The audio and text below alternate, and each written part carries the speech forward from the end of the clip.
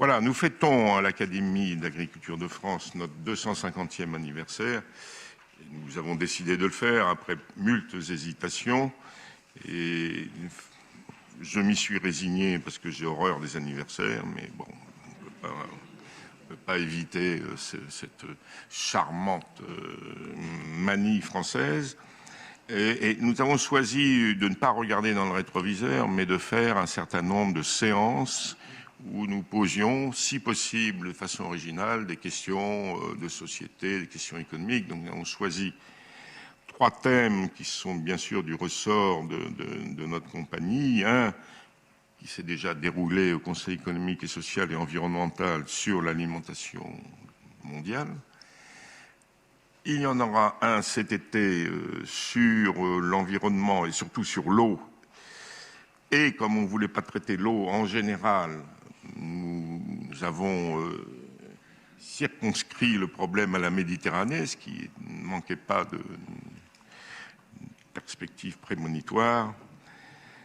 Et puis un 3e thème pour rester dans nos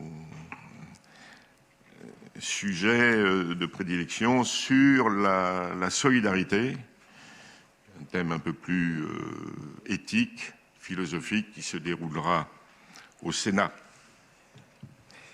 Bonjour, cher ami. Je suis désolé. Non, mais non, on vient à peine de commencer. On voulait pas vous gêner en ayant donné l'impression que vous aviez du retard. Ce que je dis n'a pas... mais il nous semblait, et voyez, j'arrive au sujet, mais il nous semblait impensable que nous n'ayons pas une séance où nous rappellerions combien il est nécessaire d'accroître la connaissance et l'intelligence des choses si on veut agir sur elles. Et cette séance ne pouvait se dérouler qu'ici, qui est le lieu, vous avez vu qu'on a choisi à chaque fois des lieux symboliques. S'il y a bien un lieu symbolique de l'intelligence et de la connaissance, c'est l'Institut et l'Académie des sciences. Et puis nous ne pouvions pas ne pas le choisir par l'amitié traditionnelle qui fait que depuis des années et des années, nous avons des travaux en commun. Et des travaux en commun exemplaires qui se font sans aucun problème. Alors il fallait mettre au point cette séance, trouver un sujet original qui puisse, excusez-moi, mais certains vont dire que je vieillis, ce qui est vrai d'ailleurs. Je vais reprendre une formule que j'avais citée ici même à la tribune lors du 50e anniversaire de l'INRA, un thème qui puisse fédérer la science des villes et la science des campagnes. Alors nous l'avons trouvé grâce aux conférenciers, grâce à Dominique Job, grâce à Georges Pelletier, grâce à Jean-Claude Pernollet et grâce à Jean-François Maury-Gaudry qui entre-temps est devenu notre président parce qu'il avait tellement travaillé avec l'Académie des sciences que nous avons voulu absolument magnifier nos collaborations en le portant à la présidence de l'Académie. Et donc nous y sommes. Nous sommes au moment où l'événement va se dérouler. Voilà, mais c'est un énorme plaisir, Monsieur le Président Beaulieu, que nous sommes ici et que nous profitons de votre accueil, de votre amitié chaleureuse et nous allons passer une délicieuse et intéressante après-midi. Merci.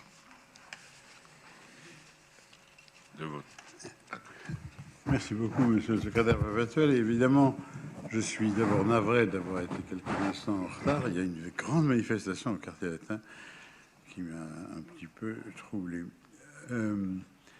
Cela dit, vous m'avez évidemment précédé avec la plus grande justesse en parlant de la symbolique que représente cet anniversaire 250 dans les locaux d'une Académie des sciences. Et c'est pour nous, je dois dire, à la fois un honneur et un plaisir de vous voir ici pour cette séance commune. Les séances ont commencé à devenir véritablement structurées, en particulier grâce à notre secrétaire perpétuel, M. Dercourt, qui était ici présent. Il y a plusieurs années, il y a des réunions nombreuses entre nos académies sur lesquelles je ne vais pas venir. C'est un peu technique et ce n'est pas spécial, sauf de montrer que le nombre de participants à la séance spéciale du 250e anniversaire, et avec un programme remarquable, démontre bien à quel point il y a un intérêt des deux côtés des deux académies donc pour travailler ensemble. Je me permets d'ailleurs de faire une suggestion pour les quelques réunions qui doivent se tenir en commun sous une forme ou sous une autre, puisqu'il y a plusieurs formules, bientôt, à propos des accidents épouvantables qui viennent de se passer. Je crois qu'il serait vraiment important que l'on mette rapidement à l'ordre du jour d'une de ces réunions communes ce que nous pouvons apporter en collaboration, aussi bien pour, bien entendu, nos concitoyens que pour nos amis japonais. Et les thèmes ne manquent pas du côté de l'agriculture, des forêts, de la nourriture, etc., dans des conditions qui, évidemment, posent des problèmes ou reposent des problèmes auxquels nous n'étions pas complètement préparés, il faut bien le dire. Et nous n'étions pas préparés, malgré les 250 ans. J'ai appris, je dois dire, que l'Académie d'agriculture s'appelait Société royale d'agriculture de la Généralité de Paris, au début, ce qui est un titre un peu magnifique. Pour tout vous dire, je ne sais pas exactement ce que c'est que la Généralité, mais c'est pas grave. Et ensuite, ce devint la Société royale d'agriculture, et même à un moment, la Société d'hommes libres, qui est quand même assez extraordinaire. Hein. Et donc, je vous félicite de cette liberté et espère que nous pouvons en espérer, que nous pouvons en avoir autant de notre côté. Bien entendu, de royal, on a été national, impérial, enfin, toute une série de choses, nationales et centrales. Pourquoi les deux, je ne sais pas. C'est seulement depuis 1915, je crois, que l'Académie s'appelle ainsi, Académie d'agriculture. Et c'est seulement depuis, je ne sais plus, j'ai marqué quelque part, mais je ne le trouve pas, que vous avez acquis, je crois, 1878 ou quelque chose comme ça, le statut permettant d'être reconnu d'utilité publique. Ce qui est une évidence, et le mot utilité publique, l'un et l'autre, et le nom et l'adjectif sont importants, et je ne vais pas, ayant pris déjà un peu de votre temps, et attendant surtout les exposés qui vont venir, développer un certain nombre de généralités qui, pour être banales, ne sont pas nécessairement inutiles à avoir en tête, mais tout le monde y pense ici même.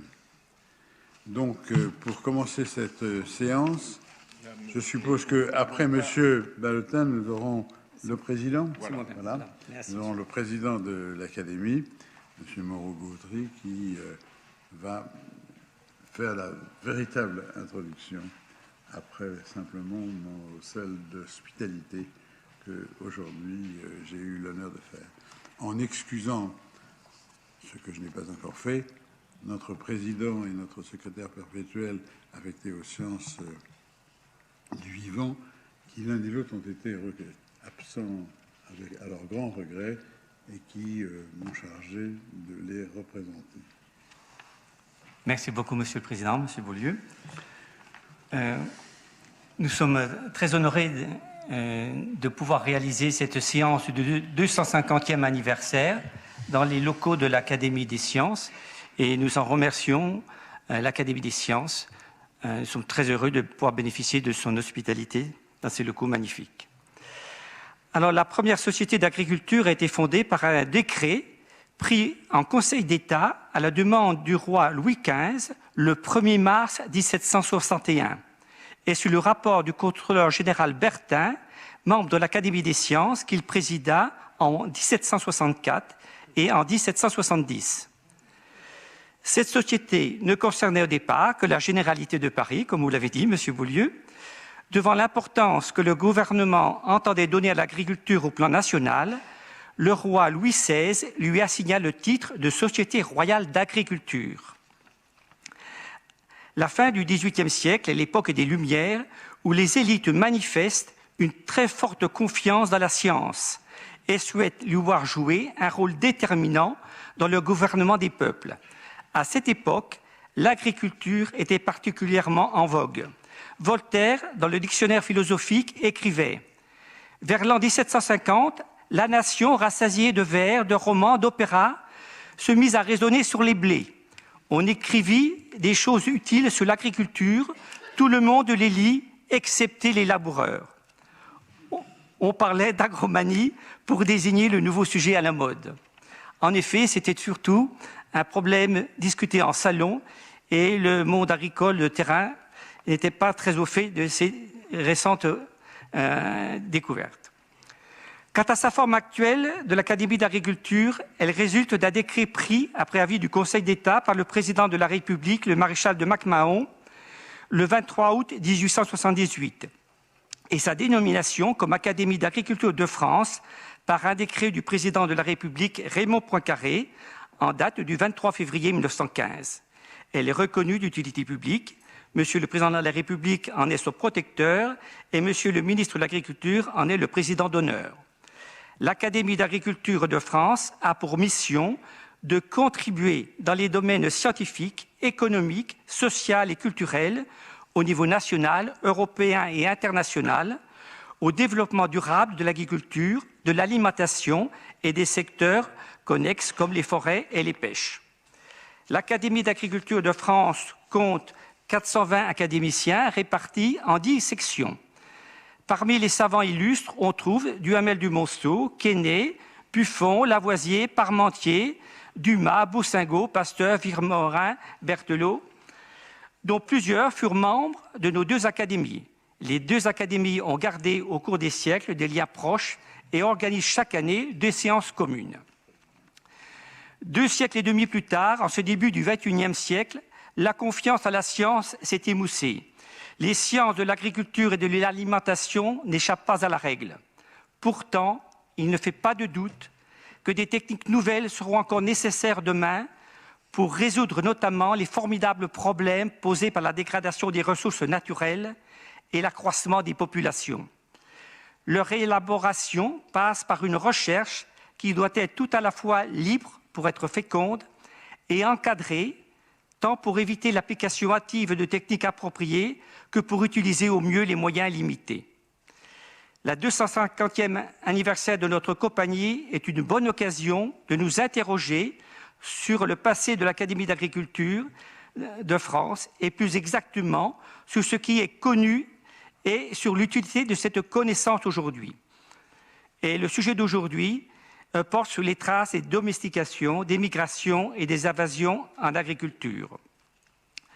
Et nous sommes heureux aussi de saluer la présence du président de l'Académie des technologies qui nous a fait l'honneur de venir assister à cette séance anniversaire. Merci beaucoup. Merci beaucoup, Monsieur le Président. Donc, nous sommes quasi à l'heure, 1 minute d'avance, qui va nous permettre de vous donner la parole en toute quiétude, Monsieur Dominique Job. Et c'est une introduction, je crois que vous n'avez pas donné de titre précis, en tout cas, je n'en ai pas reçu. Non, ce sera